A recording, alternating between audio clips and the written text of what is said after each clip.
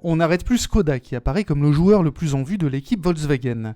Le constructeur tchèque a battu son record de vente en 2018 avec plus de 1 250 000 voitures écoulées dans le monde. Et tout indique que la tendance devrait perdurer. La gamme Škoda accueillera cette année 2 modèles inédits. Le premier est la Scala, une berline compacte. Et le second est le Kamiq, un SUV citadin qui boxe dans la même catégorie que les Renault Captur, Citroën C3 Aircross et autres Peugeot 2008. C'est aussi le troisième SUV de la gamme Škoda, après le Kodiaq et le Karoq. En termes de style, Škoda reste fidèle à la sobriété qui a fait son succès. La plus grande extravagance est à chercher du côté des feux avant décomposés en 2 parties distinctes, avec une bande de feux de jour surplombant les feux de croisement. Un clin d'œil au Citroën C4 Cactus et Space Tourer notamment. On apprécie aussi les nombreux jeux de facettes de la carrosserie, avec notamment ce pli latéral qui court de l'aile avant jusqu'à la poupe du véhicule. À bord du Kamiq, ça respire le solide et le sérieux. Matériaux de qualité, assemblage rigoureux, témoignent de la montée en gamme opérée par Škoda ces dernières années. Le Kamiq soigne la technique et à ce titre, il offre une recharge de téléphone par induction et des prises USB-C dernier cri. Et le détail amusant, c'est que ces solutions cohabitent avec un bon vieux frein à main mécanique.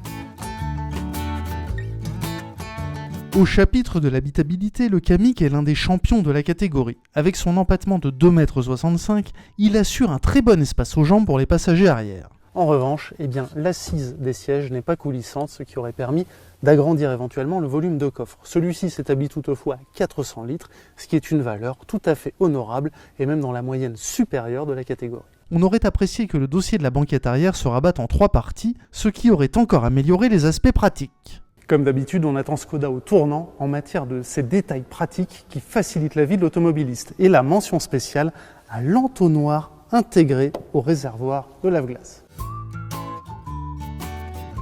On apprécie aussi la protection d'arête de portière à déploiement automatique, le gratte-givre intégré à la trappe à carburant, lequel comporte aussi une jauge permettant de mesurer la profondeur des sculptures de pneus. Et n'oublions pas le traditionnel compartiment à parapluie niché dans la portière conducteur.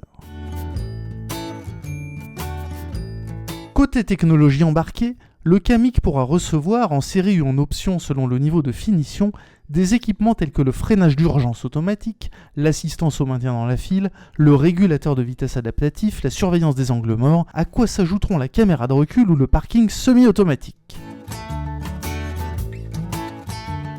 Le Virtual Cockpit est aussi de la partie sur les versions haut de gamme, avec un écran de 10,25 pouces faisant face au conducteur. Sous le capot, 3 moteurs dans un premier temps. En essence, le 1 litre TSI développe 115 chevaux, contre 150 chevaux pour le 1,5 litre TSI doté d'un 4e cylindre. En diesel, le 1,6 litre TDI fournit 115 chevaux, et tous ces blocs pourront s'accoupler au choix avec une boîte manuelle à 6 rapports ou automatique type DSG à 7 rapports. Par contre, pas de transmission intégrale au programme. Le Kamiq sera l'une des stars du prochain salon de Genève et nous vous donnons rendez-vous au mois de juillet sur Caradisiac pour les premiers essais de la voiture. Une voiture dont la commercialisation sera effective au mois de septembre.